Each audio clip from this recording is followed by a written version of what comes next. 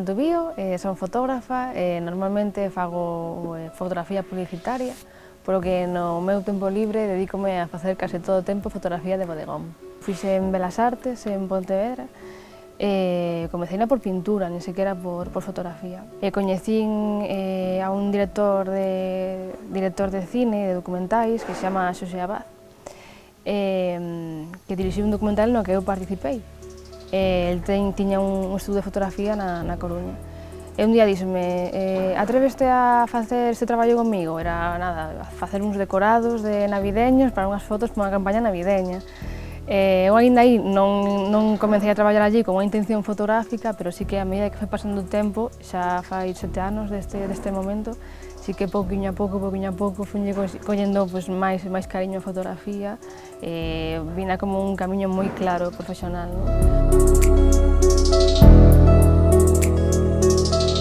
Hai tempo que teño uns obxectos aos que teño bastante cariño, quizás porque os atopei nunha casa na que teño así como medio a reformar, na que temos pensado montar o noso negocio, a nosa vida, o noso día a día. Tiña produtos fai 30 anos, 40 anos que hoxe en día non se ven, non? E impactoume moito os cristales, os cores, o polvo tamén, os logotipos, as publicidades antigas, que ao final, eu como vivo da publicidade tamén, atoparme iso foi como un pequeno tesoro, sabes? Pensei en rendirlle homenaxe de alguna forma á primeira visita á casa, facendo uns bodegóns con os seus produtos. Imos disparar con película, non? Imos disparar en película, si. Resulta máis complicado ás veces, pero sí que transmíteme unha paz disparar fotos a obxectos, facer bodegóns, que é a mesma paz e a mesma calma que me dá disparar en película, non? Xa. Pois entón, imos aló? Imos aló. As luces de contra as suelo utilizar moito, precisamente porque estas cousas normalmente en publicidade, unha publicidade máis clásica, non se suele recorrer a eles, non? Estas cosas, cando pasan, es que digo, pues que hai que facer a foto, sabes? Pois ben. Sobre todo este tipo de luz queda moi ben con obxetos que teñen unha certa transparencia, precisamente o que gusta destas cousas, non? Vale, entón, agora subiche a cámara para intentar xogar coas diagonais, ou que? Para darlle un poquito máis de protagonismo ás sombras que veñen hacia diante, sí, porque antes era en plano moi recto, moi frontal, desta maneira, deste xeito, mira, podes ver que as sombras cobran un poquinho máis de protagonismo, incluso. Sí, disparas o máis aberta que poides, entón xogas a obturación. Sí. Outra cosa que fago moi a menudo é que normalmente, obviamente, traballo con flash, traballo con unhas velocidades moi altas e tal, cando fago os meus traballo sempre con luz continua. Tamén dame outro ambiente, outro tacto, outra textura as fotos que un flashazo normal non mo dá, non? E xa estaría a primeira.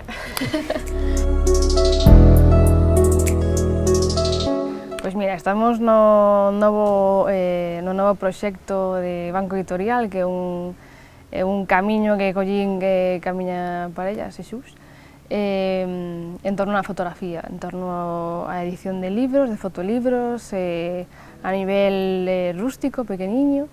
Comezamos na Coruña, na nosa casa, facendo libros na cociña, literalmente.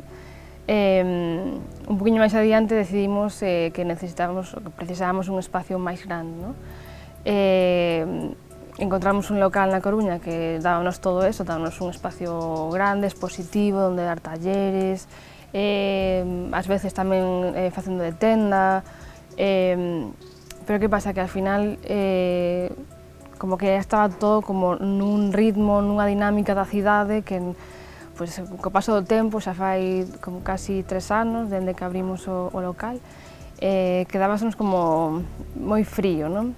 Entón, bueno, obviamente, con todo este problema que temos da pandemia e todo, como que foi un poquinho máis rápido do que tiñamos pensado, pero unha vez que levantouse o estado de alarma e puxemos a buscar casas onde englobar o noso fogar, a nosa empresa, donde poder ter unha serie de talleres, unha serie de cursos nun ambiente moito máis sano, sobre todo ir a iso, que a xente que vai vir aos cursos e a disfrutar da casa poda estar nun ambiente completamente distinto ao que pode ser un local ou un taller ou un estudo na cidade.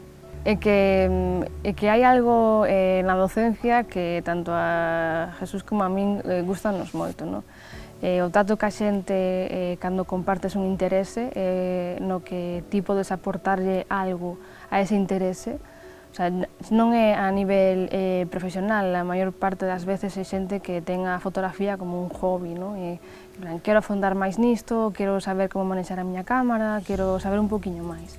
Entón, ter a capacidade agora mesmo, sendo persoas xóvenes, non? Ter a capacidade de aportar algo a esta xente, a mí gustame unha barbaridade.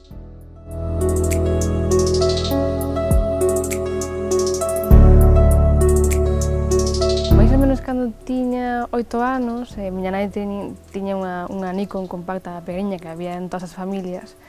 Eu era unha nena moi vergonzosa, super vergonzosa. Recordo con especial cariño unha feria que había nun parque á beiriña da miña casa.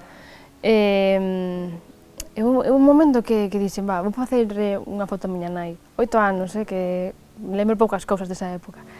Pero había moita xente pasando polo parque, porque había unha feria e tal. Eu tiñame que poner como detrás dun posto, detrás dun feriante. Lembro que pedirlle permiso a esa persoa, en plan, podo poñerme aquí que lle quero sacar unha foto da miña nai?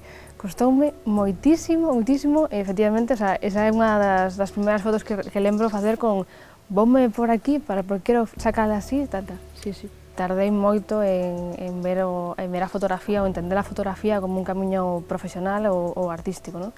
Lembro estar en terceiro de carreira, quedei con varias amigas para ir ás fallas de Valencia.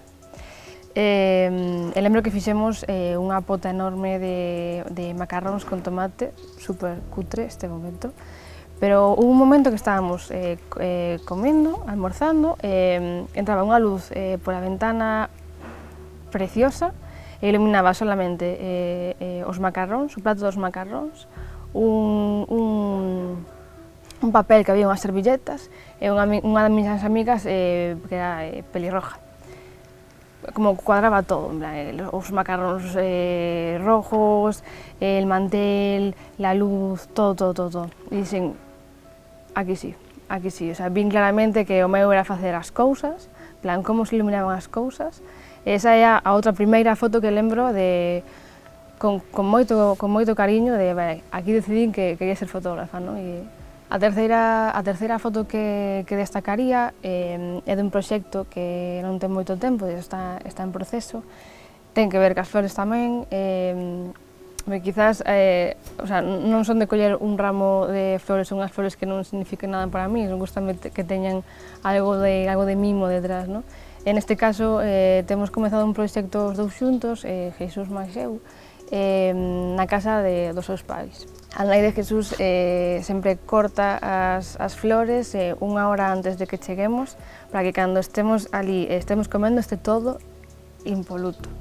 O sea, é como unha necesidade dela de que este todo bonito, a noso gusto e tal, non? E pareceme tan bonito ese xesto. O comezamos facendo Jesús as súas fotos da finca e das flores e como ele entende as flores, e eu facendo bodegóns con esas flores, non? De ir a zonas concretas da casa sen mover nada, sen cambiar nada, solo aislando as flores e o xarrón cun pano blanco por detrás. Pero a luz que lle dá as flores é a mesma que lle dá o día a día, pero o aíslo con unha tela blanca. E hai unha foto en concreto que foi case a primeira que fixen, que é como un motor máis a seguir facendo este tipo de fotografía.